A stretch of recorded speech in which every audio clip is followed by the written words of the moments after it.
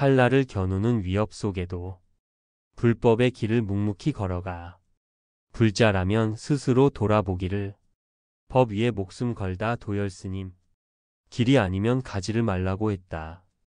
불제자에게도 가야 할 길과 가지 말아야 할 길은 명확하다. 하지만 모든 불제자가 길을 제대로 가는 것은 아니다. 몰라서 그러는 것이 아니다. 분명히 알면서도 궤도를 이탈해 발걸음을 옮기는 경우가 허다하다. 왜일까? 그 이유는 대략 세 가지 정도로 볼 수 있다. 첫째, 쾌락의 유혹을 이기지 못해 스스로 목표를 수정하는 경우이다. 더 이상 열반을 목적지로 삼지 않게 된 것이니 이젠 그를 불제자라 칭할 수도 없을 것이다. 둘째, 주변의 회유와 종용에 넘어간 것이다. 이는 믿음과 판단력이 확고하지 못해 생기는 일이다. 셋째, 협박에 굴복한 것이다. 불제자가 마땅히 걸어야 할 길을 벗어난 이유가 첫 번째나 두 번째라면 실로 그 나약함과 어리석음을 탓해야 할 것이다. 하지만 그 이유가 세 번째라면 감히 누가 그에게 돌을 던질 수 있을까? 소중한 것들을 빼앗아 버리겠다는 으름장에도 묵묵히 가던 길을 가기란 매우 어려운 일이다. 돈과 권력, 가족과 명예도 소중하지만 자신의 목숨보다 소중한 것은 없다. 죽이겠다는 협박에도 담담히 불법의 길을 걷는 자가 있다면 그가 곧 성자일 것이다. 속고승전의 다음 이야기가 전한다. 수나라 때 도열 스님이란 분이 계셨다. 12살 어린 나이에 출가한 그는 천태지자, 대사께 수학하고 옥천사에 주석했다. 그는 하루에 한 편씩 반야경을 독송하는 것으로 일과를 삼았는데 그 소리가 맑고 깨끗해 듣는 사람마저 몸과 마음이 절로 상쾌해지게 했다.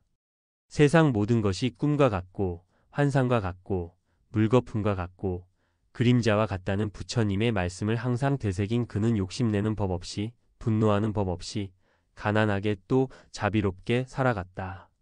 스님은 하루 한 끼, 그것도 아주 소량만 먹었고 또 늘 일부를 남겨 새와 짐승 그리고 물고기들에게 먹였다. 그 자비로움에 짐승들도 익숙해진 것인지 스님이 밖으로 나서면 새들이 날아와 어깨에 앉고 물가로 가면 물고기들이 떠올라 손바닥으로 파고들었다. 미물까지 미치는 자비심이 어찌 사람에게 미치지 못할까? 그가 거니는 마을에서는 살생은커녕 싸우는 소리마저 사라졌고 스님의 그림자가 비치면 서로 달려와 반야사라 부르며 존경했다. 하지만 세상은 급변했다. 수나라 양제의 폭정으로 곳곳에서 반란이 일어났고 옥천사 역시 피비린내 나는 전란의 한가운데 던져졌다. 마을들은 텅텅 비어갔고 옥천사에 머물던 스님들 역시 살육을 피해 사방으로 흩어졌다. 그 자리에 도열 스님 한 분만이 남아 절을 지키고 있었다. 그때 남양에서 봉기한 주찬의 부대가 옥천사로 쳐들어왔다. 무더기로 들이닥친 반란군들은 도열 스님에게 식량을 요구했다. 스님은 자신이 먹을 양만 조금 남기고 모든 식량을 반란군에게 내주었다. 하지만 반란군들은 한 줌도 안 될 스님의 식량마저 몽땅 빼앗았다. 그것으로 끝이 아니었다. 다음 날 반란군이 신발을 신은 채로 방으로 들이닥쳤다. 옥천사를 우리가 사용해야겠소. 방을 비우시오. 스님은 조용히 앉아 꿈적도 않았다. 화가 치민 적장이 칼을 뽑아 목에 겨누었다. 그러자 스님이 말하였다. 이곳에 머무시려거든 날 죽이십시오. 흔들림 없는 위에 놀란 적장은 칼을 거두었다. 대신 낯선 지리의 길잡이가 되어주길 요구했다. 군사들에게 떠밀려 산문을 나선 도열 스님은 몇 발짝 걷다가 걸음을 멈췄다. 그리고 다시 땅에 앉아 담담한 목소리로 말하였다. 나는 사문이지 길잡이가 아닙니다.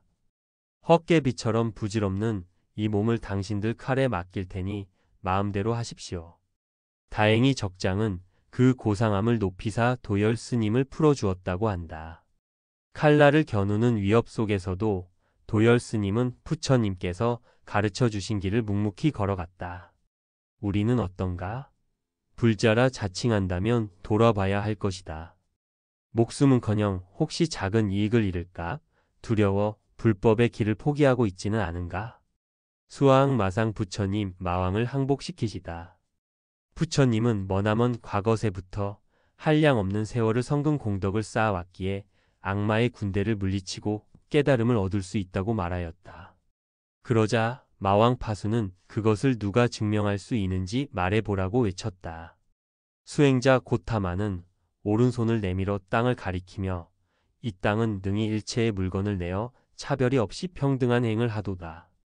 원컨대 지금 진실을 말하라고 했다. 이때 땅을 지키고 있던 지신이 가장 큰 대장부시여 내 당신을 증명하리라. 제가 아나이다라고 외치자 대지와 삼천대천세계의 국토는 두루 크게 진동하였다. 마왕은 이 우렁찬 소리에 혼비백 산하여 도망치고 말았다. 이렇게 해서 수행자 고타마는 마왕의 항복을 받고 아무런 방해도 없이 깊은 선정에 들었다. 일반적으로 절에서 석가모니 부처님을 모신 대웅전 불상을 보면 왼손은 가부좌한 발 위에 올려놓고 오른손은 무릎 위에서 아래로 땅을 향하는 항마촉진인을 취하고 있는데 이것은 부처님께서 마왕에게 항복받으신 장면을 나타낸 것이다. 이제 수행자 고타마에게 어떤 장애도 없게 되었다. 깨달음을 끝까지 가로막고 있던 악마가 사라졌기 때문이다. 모든 구속이 사라진 수행자 앞에 세상의 이치가 확연히 드러난 것이다. 그 이치는 모든 것이 서로 의지하여 일어나고 이것이 있기에 저것이 있고 이것이 멸하기에 저것도 멸하는 것이다 라는 연기의 진리이다. 부처님의 깨달음은 바로 이 연기의 진리를 깨달은 것이다. 한편 부처님의 깨달음을 방해한 악마들의 면면을 다시 살펴보면 이들이 수행자 고타마가 마지막까지 버리지 못한 세간에 대한 애착을 보여주는 듯하다. 끝까지 그를 붙들고 있던 욕망 가운데 가장 먼저 끊을 수 있었던 것은 바로 육체의 욕망 즉 생욕이었다. 이 세 딸의 이름이 첫째는 은혜, 둘째는 상락, 셋째는 대락이라는 것을 보아도 성적 쾌락을 은유적으로 나타낸 것이다. 그리고 마왕의 공격은 마왕의 8가지 군대라고 표현된 욕망, 혐오, 기갈, 집착 등 마음속의 온갖 번뇌를 뜻하는 것이다. 그리고 마왕이 마지막으로 제시한 것은 전륜성왕의 자리였다. 이것은 곧 권력욕을 뜻한다. 이것은 생욕과 공포보다도 더 질기고 뿌리가 깊다는 것을 역설적으로 말해주는 것이다. 권력욕은 한 개인이나 한 가정을 파멸시키는데 그치지 않고 한 국가와 민족, 세계를 파멸로 몰아갈 수 있는 가장 무서운 욕망이다. 부처님은 마왕의 항복을 받은 후에 이런 말씀을 하셨다. 세상에선 무기를 써서 사람의 마음을 움직이나 나는 중생을 평등하게 여기는 까닭에 무기를 사용하지 않고 평등한 행과 인자한 마음으로 악마를 물리쳤나니 수행 본기경